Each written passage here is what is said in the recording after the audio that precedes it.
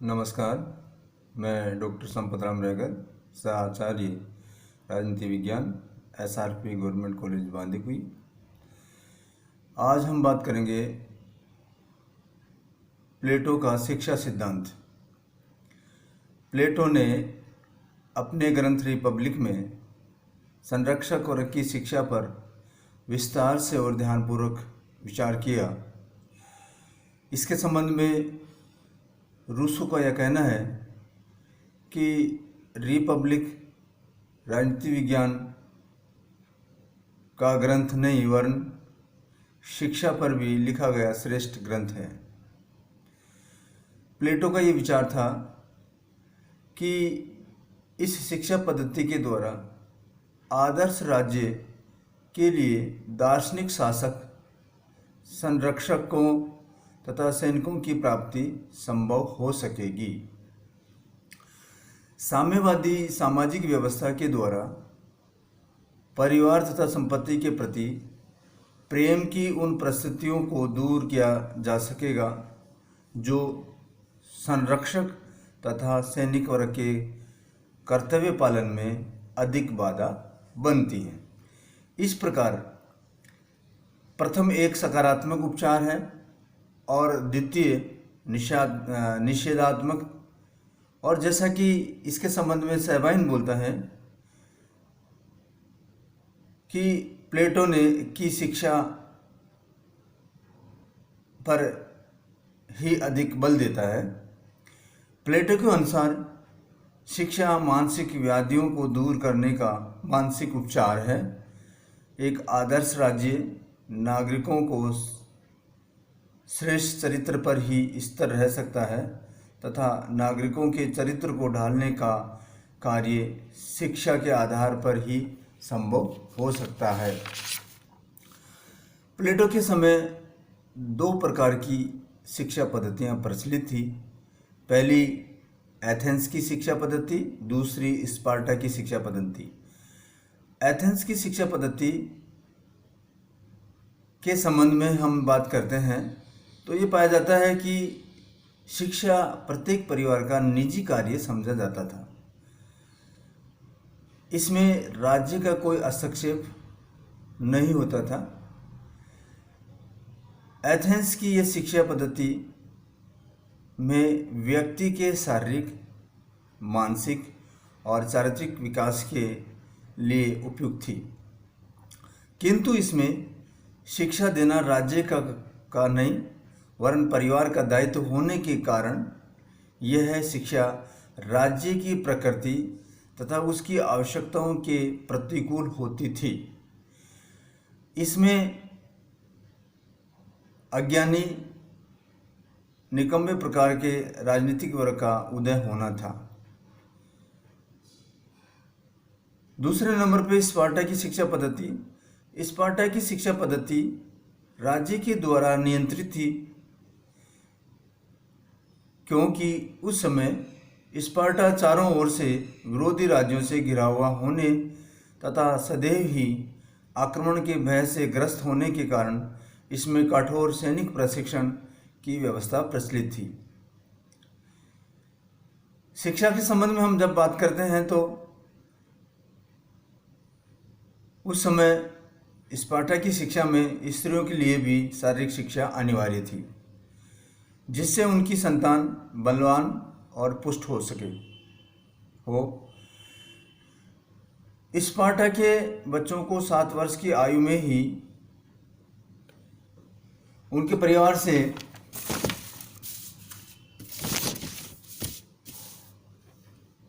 ले लिया जाता था और आधिकारिक उनकी संपूर्ण शिक्षा की व्यवस्था करते थे। यानी कुल मिलाकर के हम ये कह सकते हैं कि 7 वर्ष की आयु में बच्चे को उनके परिवार से ले लिया जाता था और उसके बाद में राज्य के अधिकारी उन बच्चों की शिक्षा का संपूर्ण दायित्व निभाते थे। उनके अधीन उनको शिक्षा दी जाती थी। इसका जो पाठ्यक्रम था वो संक्षिप्त था। वहाँ शारीरिक प्रशिक्षण की व्यवस्था तो श्रेष्ठ थी, किंतु मानसिक और बौद्धिक प्रशिक्षण उपेक्षित था। प्लेटो ने एथेंस और स्पार्टा की शिक्षा पद्धतियों के गुणों को ग्रहण करते हुए अपनी शिक्षा पद्धति में इन दोनों का समावेश किया। यानी यूँ कह सकते हैं कि उस समय प्लेटो के समय जो शिक्षा पद्धति थी वो इस प्रकार दो प्रकार की थी और दोनों में इस प्रकार के अच्छाई और बुराई पाई जाती थी। परंतु बाद में प्लेटो ने देखा कि शिक्षा पद्धति को कैसे और अच्छा किया जा सकता है। दोनों पद्धतियों को देखते हुए उन्होंने अपनी तरफ से शिक्षा पद्धति का निर्माण किया। अब हम बात करते हैं प्लेटो की शिक्षा योजना कि किस प्रकार से प्लेटो ने सोचा कि शिक्षा कैसे दी जा सकती है।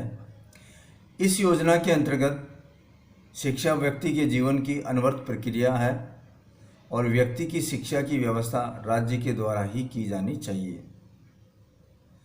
यानी जो एथेंस में शिक्षा पद्धति थी, शिक्षा काम निजी परिवार का था, वो अब बाद में प्लेटो ने माना कि शिक्षा राज्य के द्वारा ही दी जानी चाहिए, क्योंकि इसका उद्देश्य व्यक्ति के संपूर्ण व्यक्तित्व का विकास करना है।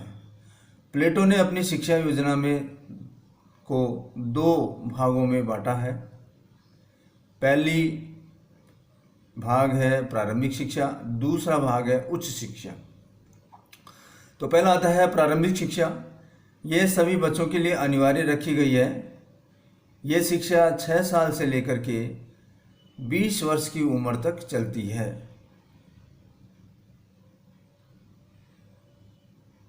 शिक्षा का उद्देश्य भावनाओं और संवेगों को संतुलित कर चरित्र का निर्माण करना है। यानी भावनाओं और संवेगों को निर्माण करके उसको अच्छा चरित्रवान व्यक्ति बने, ये इसके पीछे इसका उद्देश्य था। वह शिक्षा उत्साह को बढ़ाती है, जो कि सैनिकों का गुण होता है, और व्यक्तियों को सैनिक कार्य के लिए उपयुक्त बनाती है। 18 वर्ष की आयु तक की शिक्षा के पाठ्यक्रम में 2 प्रमुख विषय होंगे, जिसमें पहला व्यायाम और दूसरा संगीत। व्यायाम का अर्थ केवल शारीरिक कसरत करने से ही नहीं है, वरन संपूर्ण शारीरिक विकास के साथ साथ सहिष्णुता, साहस तथा वीरता के मानसिक गुण विकसित कर चारित्रिक विकास का मार्ग प्रशस्त करना है। मन की शिक्षा के लिए संगीत आवश्यक है। इसके संबंध में बार्कर का कहना है कि संगीत मन के सामान्य प्रशिक्षण का मार्ग है। संगीत भावनाओं को परिष्कृत करता है और बुद्धि की सुप्त शक्तियों को जागृत करता है। संगीत शब्द का प्रयोग भी प्लेटो ने व्यापक अर्थ में किया है और इसके अंतर्गत नृत्य, संगीत, कविता पाठ व सभी ललित कलाओं को शामिल किया है। 18 से 20 वर्ष की आयु तक साहस, आत्मनियंत्रण और अनुशासन की प्रवृत्ति बढ़ाने के लिए सैनिक शिक्षा होगी। प्रारंभिक शिक्षा की इस समस्त व्यवस्था का उद्देश्य सभी व्यक्तियों को श्रेष्ठ नागरिक बनाना है। उसके बाद में आती है उच्च शिक्षा। उच्च शिक्षा की व्यवस्था केवल कुछ प्रतिभा संपन्न व्यक्तियों के लिए ही है। 20 वर्ष की आयु तक प्रारंभिक शिक्षा प्रदान किए जाने के बाद युवकों की बौद्धिक और क्रियात्मक परीक्षा लेने की व्यवस्था की गई। इस परीक्षा में अनुत्तीर्ण होने वाले व्यक्ति देश के सैनिक एवं उत्पादक वर्ग का निर्माण करेंगे। यानी 20 साल के बाद में एक परीक्षा ली जाएगी और परीक्षा के बाद जो उत्तीर्ण होंगे उनको अलग वर्ग में रखा गया और जो अनुत्तीर्ण होंगे उनको सैनिक और उत्पादक वर्ग में रखा गया। वे कृषक, मजदूर, व्यापारी, शिल्पी के रूप में कार्य करेंगे। यानी शिक्षा के आधार पे समाज का वर्ग विभाजन के बारे में वो सोचते हैं। परीक्षा में उत्तीर्ण व्यक्तियों की उच्च शिक्षा प्राप्त करने के अधिकारी होंगे।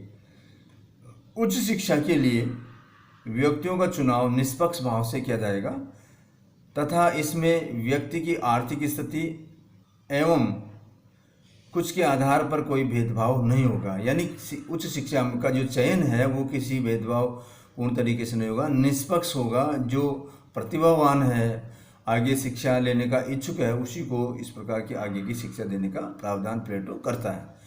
यह शिक्षा राज्य के शासक या संरक्षक वर्ग के लिए है और इसमें स्त्री व पुरुष दोनों भाग ले सकते हैं। उच्च शिक्षा के लिए किसी प्रकार का कोई उन्होंने स्त्री और पुरुष का भेद नहीं बताया है, ये दोनों ले सकते हैं। उच्च शिक्षा के लिए व्यक्तियों का चुनाव निष्पक्ष भाव से किया जाएगा और इसमें व्यक्ति की आर्थिक स्थिति और उसके आधार पर कोई भेद नहीं किया जाएगा। इस पाठ्यक्रम के अंतर्गत गणित, नीतिशास्त्र, ज्योतिष और दर्शन शास्त्र का अध्ययन रखा गया है। गणित प्लेटो का प्रिय विषय था, इसे वह दार्शनिक की प्रथम सीढ़ी मानता था। इसी वजह से प्लेटो की शिक्षण संस्था अकादमी के प्रवेश द्वार पर यह वाक्य अंकित था कि ज्यामिति से अपरिचित कोई व्यक्ति यहाँ प्रवेश न करे। इतना उनको इससे प्रेम था। 10 वर्ष की उच्च शिक्षा के बाद यानी 30 वर्ष की आयु में एक परीक्षा होगी जिसमें असफल रहने वाले राज्य के साधारण अधिकारी होंगे और सफल विद्यार्थियों को 5 वर्ष तक और आगे गणित, न्याय, तर्क और दर्शन की शिक्षा पर विशेष बल दिया जाएगा। लेकिन 35 वर्ष की यह शिक्षा अपूर्ण ही है, क्योंकि इसके अंतर्गत व्यक्ति को सांसारिक स्थिति का व्यवहारिक अनुभव नहीं होता है। अतः प्लेटो ने इसके लिए अगले 15 वर्षों तक जीवन की पाठशाला में कठिनाइयाँ झेलकर व्यवहारिक शिक्षा प्राप्त करने की व्यवस्था की है। इस प्रकार 50 वर्ष की आयु तक जीवन की सभी परीक्षाओं में खरे उतरने वाले लोक व्यवहार और शास्त्रों की गंभीर ज्ञान रखने वाले दार्शनिक ही प्लेटो की सहमति में शासक बनने का अधिकारी है। यानी 50 साल तक शिक्षा प्राप्त करने के बाद में वो उन परीक्षाओं में खरा उतरने के बाद में प्लेटो का ये मानना है कि आदर्श राज्य के लिए शासक वो ही हो सकता है, तभी आदर्श राज्य बन सकता है। सेबाइन के शब्दों में प्लेटो द्वारा प्रतिपादित उच्च शिक्षा का ये सुझाव सर्वाधिक मौलिक और महत्वपूर्ण बताया गया है। अब आता है प्लेटो की शिक्षा पद्धति की विशेषताएं। प्लेटो की शिक्षा पद्धति में ऐसी क्या विशेषताएं पाई जाती हैं, जिसमें पहला है प्लेटो के द्वारा राज्य नियंत्रित शिक्षा की व्यवस्था की गई। ये विशेषता है क्योंकि उस समय एथेंस में शिक्षा का कार्य निजी था, पर प्लेटो ने अपने शिक्षा संबंधी पद्धति में ये बताया गया कि शिक्षा राज्य के नियंत्रण में होनी चाहिए। शासक वर्ग शिक्षा के माध्यम से नागरिकों के चरित्र में सुधार करना है। दूसरी विशेषता यह है कि प्लेटोवादी शिक्षा का उद्देश्य व्यक्ति का शारीरिक, मानसिक, आत्मिक अर्थात सर्वांगीण विकास करना है। तीसरा है प्लेटो का अंतिम उद्देश्य न्याय के आधार पर आदर्श राज्य की स्थापना करना। चौथी विशेषता है कि शिक्षा को प्रारंभिक और उच्च इस 2 प्रकार भागों में बांटना नितांत मनोवैज्ञानिक और विज्ञान सम्मत है। अगली विशेषता इसकी शिक्षा योजना में स्त्री पुरुष दोनों के लिए और इस प्रकार दृष्टि से एथेंस की शिक्षा पद्धति में एक सुधार कहा जा सकता, यानी स्त्री और पुरुष में किस प्रकार का शिक्षा प्राप्त करने में भेद नहीं होगा। तो एक अच्छी बात थी कि उस समय इस प्रकार के सुधार किए गए। अगली है प्लेटो की अपनी शिक्षा योजना के अंतर्गत धर्म और नैतिकता को उचित स्थान प्रदान किया है। सातवीं विशेषता है कि शिक्षा पद्धति की एक विशेषता शासन को एक कला मानकर सुशासन के लिए शासकों के प्रशिक्षण पर बल देना है। अगली विशेषता प्लेटो ने शिक्षण को जीवन का अल्पकालीन कार्य न मानकर उसे आजीवन चलने वाली प्रक्रिया के रूप में स्वीकार किया है। इसके संबंध में मैक्सी का कहना है कि प्लेटो की शिक्षा योजना अनेक दृष्टियों से स्पष्ट आधुनिक लगती है। अब प्लेटो की शिक्षा पद्धति की आलोचना क्या हो सकती है, इसके संबंध में हम बात करते हैं कि उसकी क्या क्या शिक्षा पद्धति की आलोचना हो सकती है। जिसमें पहली आलोचना है कि सभी वर्गों के लिए शिक्षा की व्यवस्था नहीं है। इसका मतलब ये हुआ कि 20 साल की उम्र में परीक्षा पास करने के बाद में उस परीक्षा में उत्तीर्ण परीक्षार्थियों को हुई आगे की शिक्षा प्राप्त करने का अधिकार था, और जो फेल हो जाते थे, अनुत्तीर्ण होते थे, वो उत्पादक और सैनिक वर्ग के अधिकारी थे। तो इस प्रकार से उनकी शिक्षा में ये इस प्रकार का भेद था कि सभी के लिए शिक्षा नहीं थी।